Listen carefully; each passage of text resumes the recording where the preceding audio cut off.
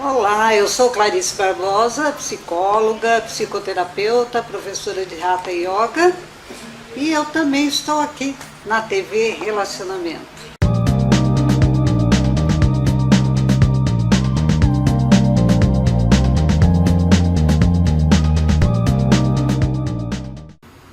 Olá, internautas, iniciamos mais um programa Gestão Executiva e hoje nós vamos falar de aspectos de energia e de harmonia e vamos bater um papo muito agradável com a Shane Abreu. Shane, muito obrigada pela tua presença aqui. Eu que agradeço o convite, Kendi.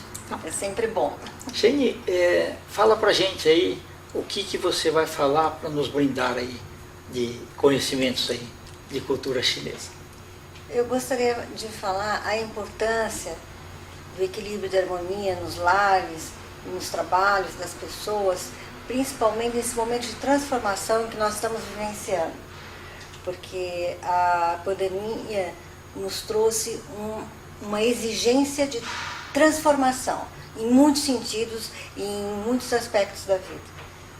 E o Feng Shui pode ajudar isso, porque o Feng Shui é uma filosofia, uma ciência e uma arte milenar, que através de mudança leva a transformações da vida das pessoas e das próprias pessoas.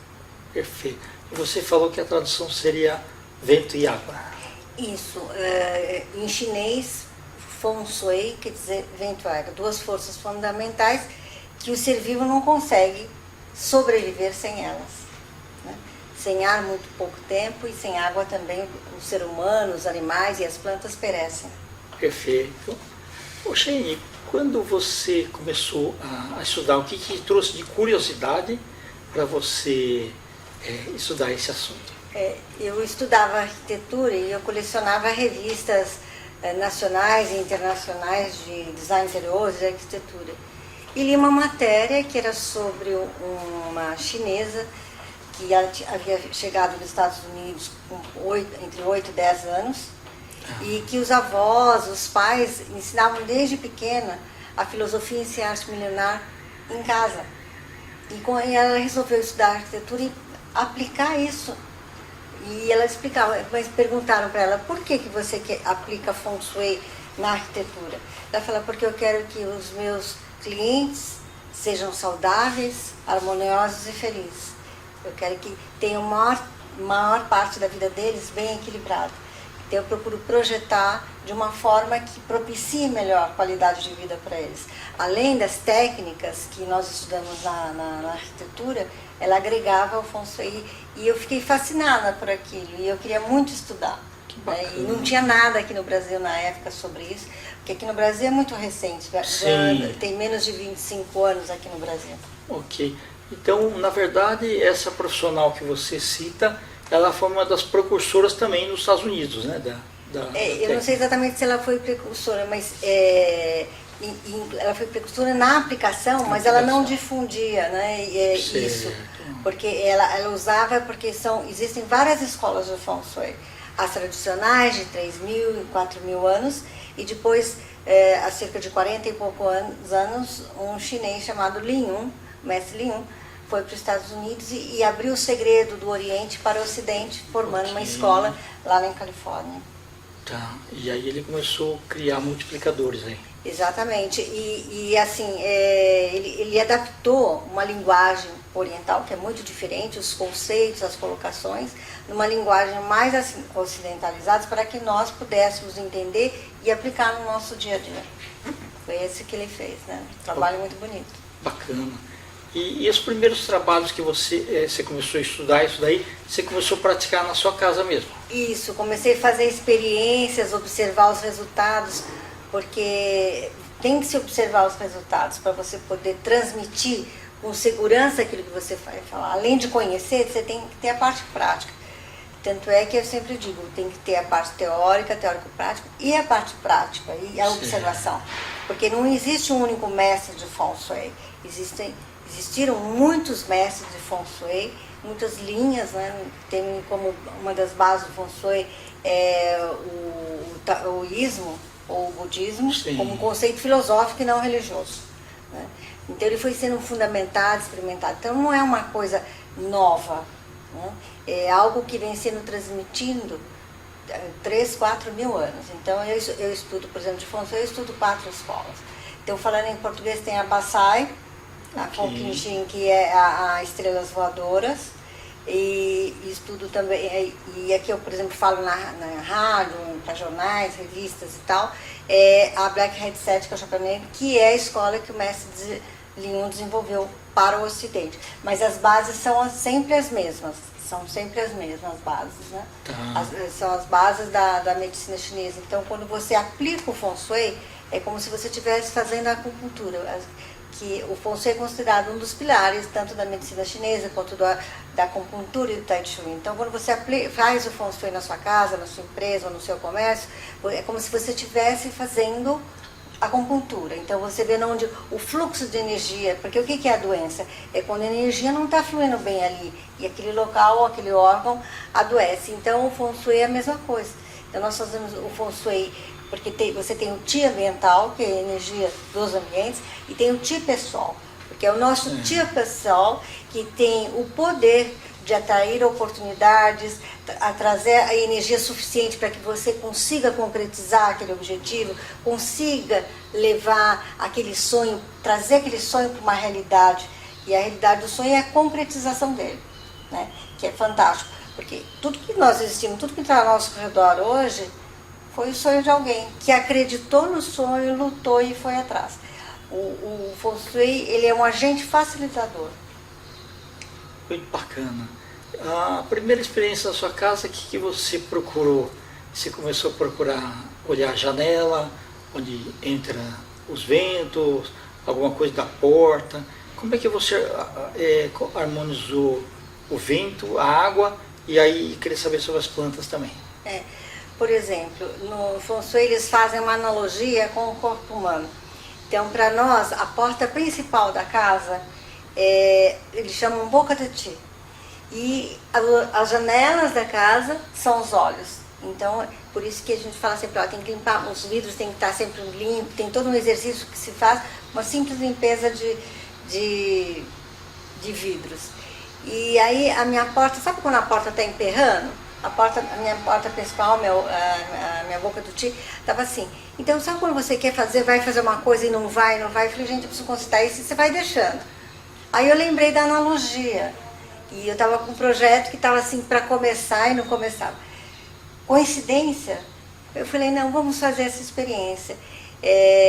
Eu modifiquei, né, mandei consertar a porta que estava pegando em porta abaixo, chamei o marceneiro, mandei consertar. E anotei a data, porque tudo que a gente faz com o Feng Shui, sempre nós anotamos como está a situação atual, para nós termos parâmetros de comparação. E eu tenho o meu bloquinho de anotações, aí eu anotei e tal. Em 3 semanas, aquilo que eu estava 6 meses, vai, não vai, não vai, coincidentemente resolveu. Que bacana, aí harmonizou, né? A partir daí eu comecei a fazer outras experiências, né? Cada ambiente da casa tem sua importância, seu peso. A cozinha é um ambiente importantíssimo dentro do Feng Shui, em termos assim de você trabalhar o dinheiro, por exemplo. Né? O banheiro também é um local muito importante.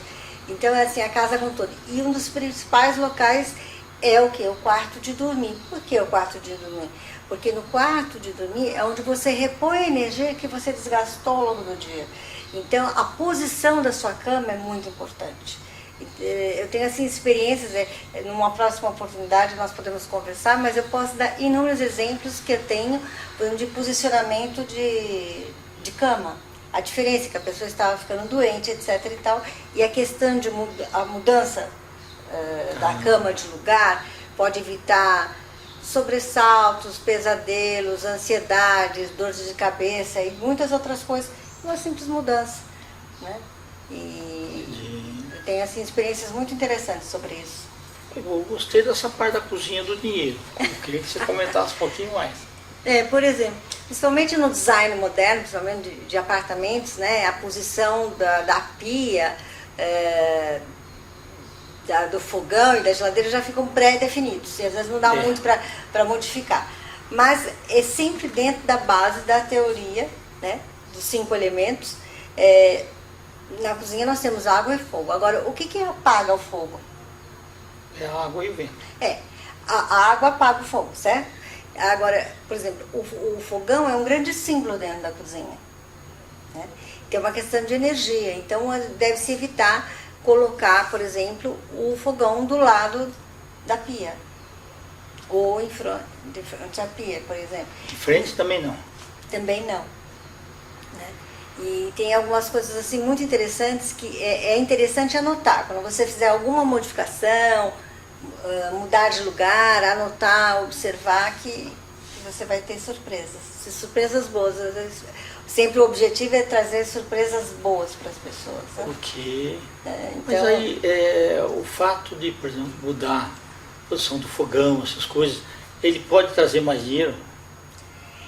pode trazer ou pode evitar o que você está perdendo, né? Assim, eu falei de casa, por exemplo, mas eu posso dar exemplo que, aliás, era aqui pertinho, um ouvinte me chamou para construir um restaurante. Ela tinha um restaurante italiano, que era muito bem, era antigo, ela que vinha já do pai dela o restaurante, e depois de uma reforma começou os funcionários ficarem desanimados, e aí o rendimento do restaurante estava caindo muito e tal, e eu fui lá.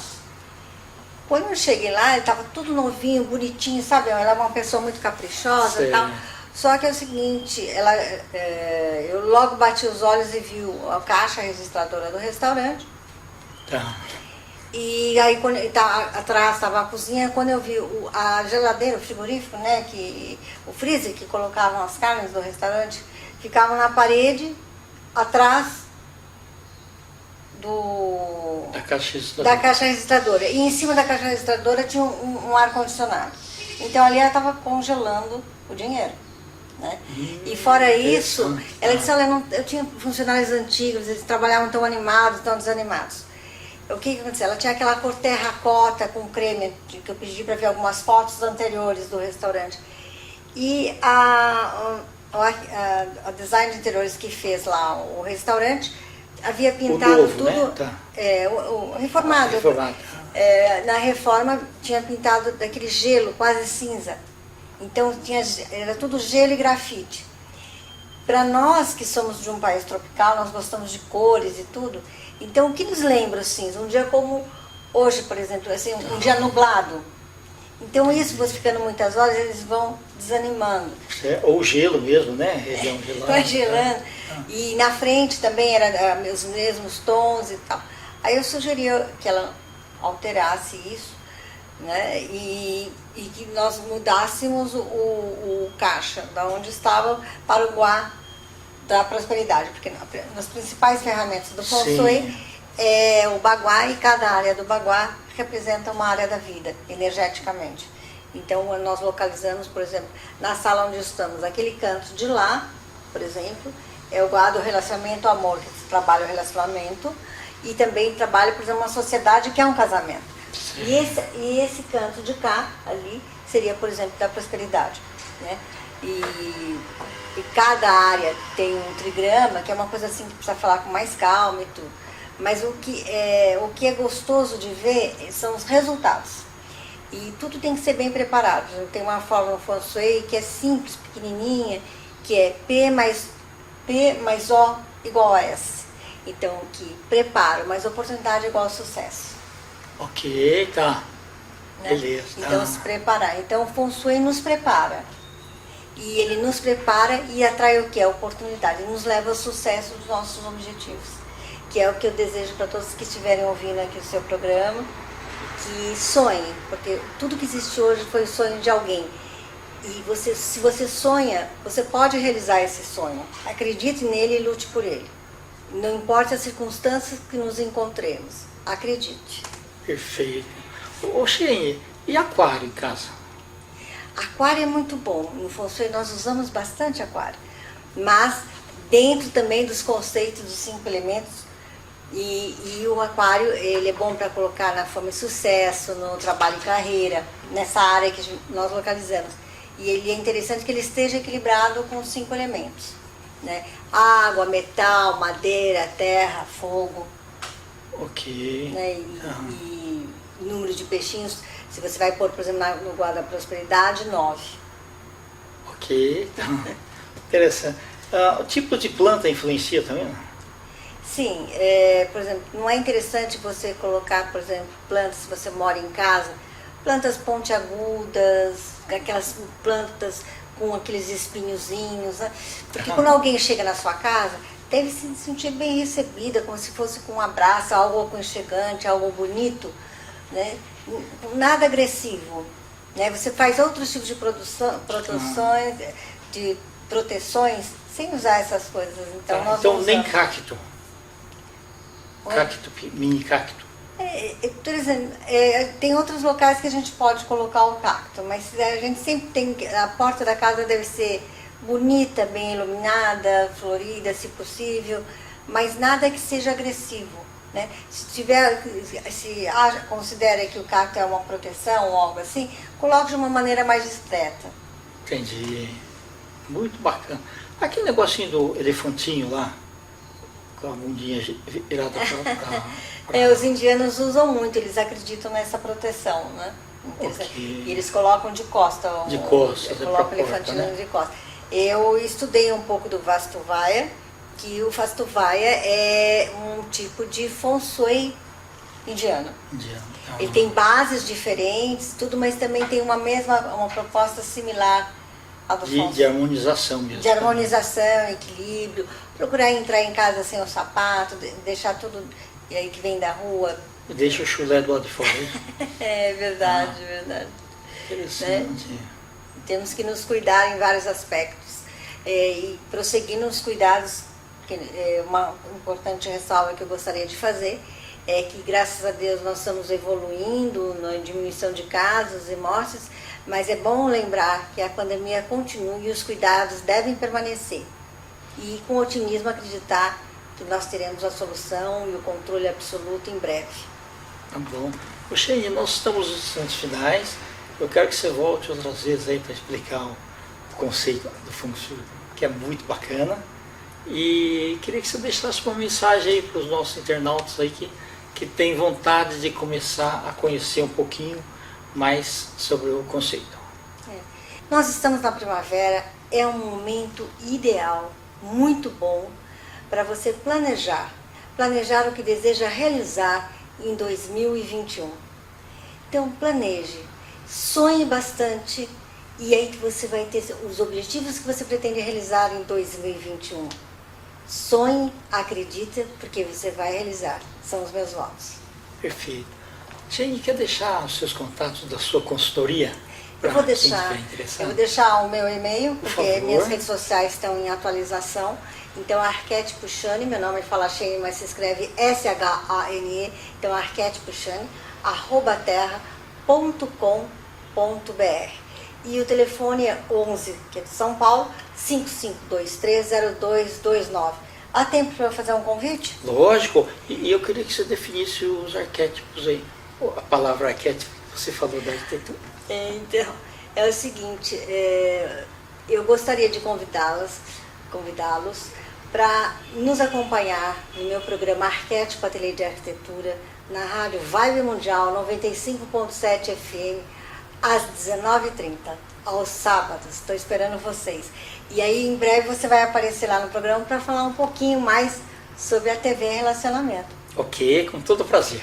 Tá certo. Obrigada pelo convite. Obrigado a você. Foi uma boa oportunidade. Okay. Agradeço a vocês também. Internautas, com os agradecimentos, então, a Sheine de Abreu, nós finalizamos mais um Gestão Executiva. Um grande abraço e até a próxima.